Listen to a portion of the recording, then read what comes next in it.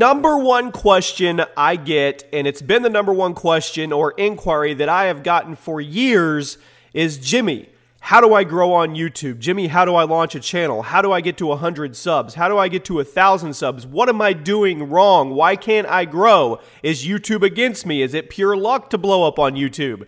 These are the type of questions that I get tweeted at and in the comment section and in my email all of the time. So I thought I would put together a video to help you guys get started on your YouTube path if this is something that you have decided to do. And no, there is no special formula in here that you're going to shoot up and have PewDiePie numbers, but I am going to give you some insight, some steps, and some thoughts that maybe some of these other videos that have done this didn't quite touch on. And as we get started, in the comment section, let me know what your channel is all about. As this video goes out, I will be spending some time checking the channels that people put in the comment sections as well. I'm always looking for a cool new channel to watch. And so I present to you 10 steps on how to get to 1,000 subscribers on YouTube. Step number 1.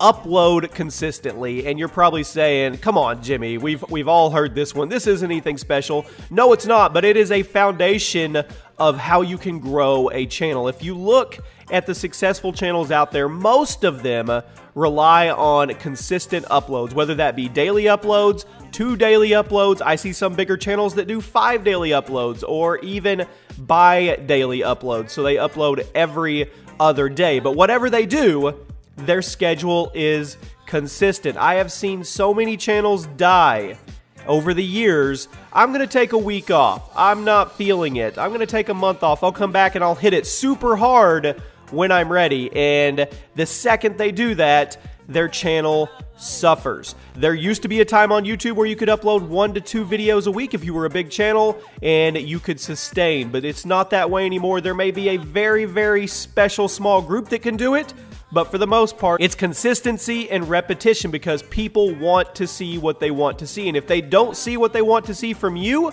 they will go find it somewhere else because there are a million other channels in line ready to hand them content if you aren't. Step number 2, and this is going to sound kind of off for a second, but hear me out on this. Trending topics and clickbait. Now, what do I mean by that? Now, if you want to do your channel and you are a fan of growing roses in a garden, then by all means, go grow roses in a garden. But that doesn't seem to be a very popular topic right now on YouTube. So what do I mean by trending and clickbait? You need to focus on trending topics and clickbait. Now, hold on, Jimmy. What do you mean clickbait? How dare you tell people that the way to grow their channel is clickbait? Let's get in reality, people, okay? I want you to come with me for just a second, and I want you to look. All of the big channels have figured out ways to incentivize people to click on their videos. Now, I am not saying clickbait in the terms of lying about your content, but it is a special art when you can make your thumbnail and your title coexist with the content in the video and make people want to click on it. You want them to click on it. It's no different than when somebody goes to Walmart and they go to the checkout and all of those candy bars and packs of gum are lined there at a certain level. They paid somebody to study on what certain height level and where to put those within hand's reach because people are impulsive and they will buy it. It is no different than the YouTube sub box. People are impulsive. They will click on something that they feel they want to know what's actually going on with that story behind the thumbnail. So figure out how to involve your content with trending topics that people want to watch. Remember, you want to get to 1,000 subs. You need to be putting out content that is interesting to people, and you may have your special genre that you want to do, but you got to figure out a way to mix the trending topics with your content. And with that, you need to know how to title and how to actually clickbait. I hate the word clickbait because it's more about creativity. The ones that are clickbait that are bad are the ones that just they give you false information. There's nothing in context with their content relevant with their thumbnail and title. Those are bad, but somebody that's creative to get you to click on a video with a cool thumbnail and a title that is relevant, to me, that is perfect.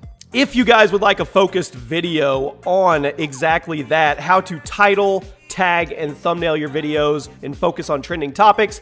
Let me know in the comment section and we could do that as a follow-up video to this one. Step number 3 on your road to 1,000 subscribers. People like to judge on the end result of where a YouTuber is, but people rarely see the grind that went into where that YouTuber got where they're going. What I mean by that is everybody sees PewDiePie, or everybody sees KSI, or your favorite vlog channel, or Rooster Teeth, and people don't put that with all the hard work and the grinding that these channels did for years. Most of these big channels have been YouTubing for multiple years. We're talking over 5 years. Yes, there are some that hit lightning in a bottle and they go viral, but for the most part, your dedicated channels that are out there have been grinding for years, and people tend to forget that. So when you're looking up at all these massive channels, don't let it deter you. Don't let it bring you down.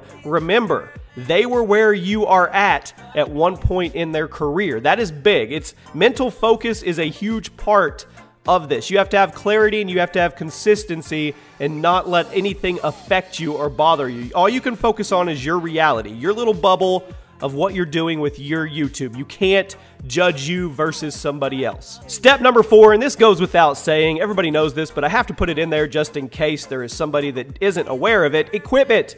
You have to have decent quality for your videos. We are past the stage of 480p, people, and I know most everybody knows that, but I still go on YouTube, I still browse, and I still see people uploading content like that. And you can get decent quality even with a cell phone camera now. So equipment, and I understand equipment is expensive, so do it in baby steps with what you need, but get the base equipment, research, and once again, I could do another video and help you guys out with that if you wanted to as well. But there is equipment out there that is affordable. You don't have to go out and get the $1,000 mic that your favorite YouTuber has, or this amazing camera that this guy has.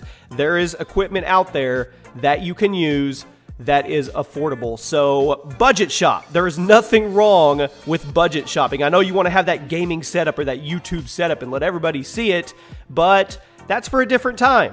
That's for down the road. Don't focus on that right now. Step number 5. There are no original ideas. Well, there may be occasionally, but they're very, very rare. Most ideas have been used and reused and rehashed and turned around and manipulated into something else, and that's okay. They aren't really around anymore because we're on the internet. We have access to everything, but it is okay for you to put your spin on a popular idea. There is nothing wrong with that. Forget all the people that say, oh, don't copy his content, or you're just doing what he did. If you see something fun like a top 10 or a series or a vlogging channel, or hell, the trend right now is mailing yourself in a box. If you want to give it a try in your own spin, go for it. Don't listen to people. You can do what you want. Just put your spin on it. A perfect example is my top 10 series. I in no way created top 10s at all. Wasn't even close to the first person, but what I did was put my spin on it and made it a community feel with Twitter. So that's how I've done my top 10s on Sundays. I involve Twitter, they get to be showcased in the top 10s, and that is my little spin on top 10s. You guys can do the same thing. There is nothing wrong with taking an idea and putting your spin on it. Step number 6, don't battle sub boxes during prime time. What I mean by that is there is a prime time for YouTube for most people. It's usually between 1 p.m. to about 4 to 5 p.m. depending on your time zone. That is when the bulk of the videos go up. As a small channel, don't battle that primetime sub box placement. You're not going to win. You're just going to get swallowed up. So check your analytics, dive into your analytics, see who's watching, see when they're watching, and then upload off a time that you can get away with. It's not during prime time. Go during an off-peak time. Now, you may not get as many views, okay? But you will be able to get out there a little more because you aren't saturated during the prime time that most of your bigger YouTubers are uploading. So I would suggest in the evening, or depending on your time zone, in the morning, just try to work your way around the prime time of sub boxes, because you will get swallowed up, you'll get frustrated, and nobody will see your content. Step number 7, interact. And this goes without saying, but I'm going to say it anyway. Reply to comments, tweets, anything that you can do to show these people that are taking 5 minutes out of their day to engage with you in a busy, busy world where things are going fast. show them that you actually care. Engage with them. That is one thing I have always done and I will continue to do, is engage with my viewer base. It is the most important thing because they're there for you. You need to be there for them as well. Step number 8, I want to post what I want to post. I've heard this numerous times. Well, I want to post what I want to post. I don't care what goes on. Well, there's two choices here. There's a fork in the road for you. If you want to go down the left path and post whatever you want to post, then by all means do it. You have free will choice and it's a free world and you can do that. But if you want to go down the path of growing your channel, you have to put that to the side. It can't be a I want to post what I want to post mentality. Yes, you can post what you're passionate about, but like I said earlier, it needs to be able to connect to trending topics that people are looking for and they have to want to click on it. So yes, post, if you like video games, post video games. If you like vlogs, post vlogs, but you need to make sure that those are intertwined with what people are actually searching on YouTube. Step number 9, thumbnails. Now we talked a little bit about it in step number 2 with trending topics, clickbaits, and titles, but thumbnails is by far the most important thing. You need to learn Photoshop, get somebody that can help you. You want to have eye-popping thumbnails because they are the first line of defense in getting somebody incentivized to click on your content. A lot of people don't even read titles anymore. They simply judge by the thumbnail. And it is, to me, the most important piece of getting somebody to go watch your videos. And once again, there's a fine line and an art to making a clickbait thumbnail that is also contextual to the content that you have in the video. So thumbnails, thumbnails, thumbnails. Focus on your thumbnails. Step number 10, the final step of this video, have realistic expectations on your growth. Do not start your channel and look at all the big channels and say, I want to be growing 5,000 subs a day and 500,000 views a day. I want to be there. If you focus on that, you'll never get there because you're focused on what they're doing instead of your little bubble and your reality. Focus on yourself. Focus on your expectations. If you start out and you get 10 subscribers the first week, try to get 20 subscribers the next week. If you get 50 views on a video for the first time, try to get 100 views on the next one. Baby steps your way up, and you'll find as you go, it'll start to snowball on its own, and it has nothing to do with you. It has to do with your body of work. Now, I'm going to give you guys 2 thoughts really quick. This is a long video, but think about this. 1, you have an advantage being small. I know that sounds crazy, and YouTube is just a whirlwind of crap right now, and nobody knows how to figure out the algorithm, so on and so forth. But if the algorithm is what people are saying it is, and it's got to do something with click-through rate of your subs, it is advantageous for smaller channels because they don't have all of those dead subscribers. So you may be an advantage by being small. If you build that core base and they come back every video and watch, you are going to see some growth. You're going to see some snowball effect as you go if you stay consistent. And the other little piece of advice from me to you is group up. Find people that have the same focus and drive as you that are around your size. There's a reason that the Sidemen do so well, or the FaZe Clan does so well, or the TK House, or all these little groups. They're not little anymore, but these groups of people that work together with their content and they help each other grow. So if you can, find people around your size that want to collab and intertwine. One shout out doesn't do it anymore, people. Not in 2017, but if you find some people that consistently want to produce content with you, you're at an advantage. And that is it, guys. 10 steps to help you get your first 1,000 subscribers in a week in 2017 on YouTube. I hope this was helpful. If it was, drop a like on the video. Tell me about your channel in the comment sections, and I will be checking them out as this video goes out. Hope you have a fantastic day, and I'll